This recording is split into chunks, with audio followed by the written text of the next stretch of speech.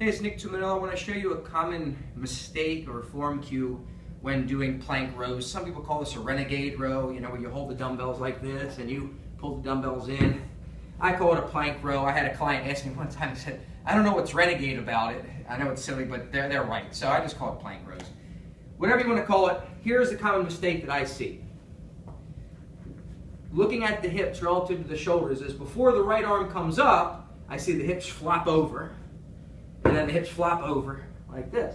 Well, by flopping my hips like that, that takes all the weight off of this side and rotates my hips. So now I don't have to use much anti-rotation to lift this weight up. Listen to my voice here. I don't have to have a lot of stiffness, much Valsalva maneuver, to do that. However, if I do not roll my hips and I say keep your back flat like a table and do it, now I'm not purposely talking like this. These muscles have to contract to resist that, basically as an anti-rotation exercise, which is what this exercise is. So that's my tip. Try to keep your hips from rolling side to side. I don't want to see a lot of this. I don't want to see a lot of hip twist or shoulder twist.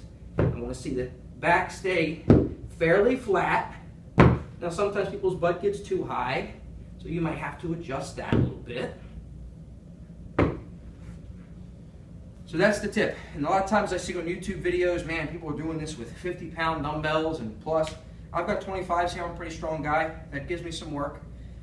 And it looks easy for them. Well, no wonder, because their hips are flopping all over the place. You're not really getting full benefit out of that. A lot on your ego, but I don't know much about from a performance benefit. So that's my tip on the plank rows, aka renegade rows.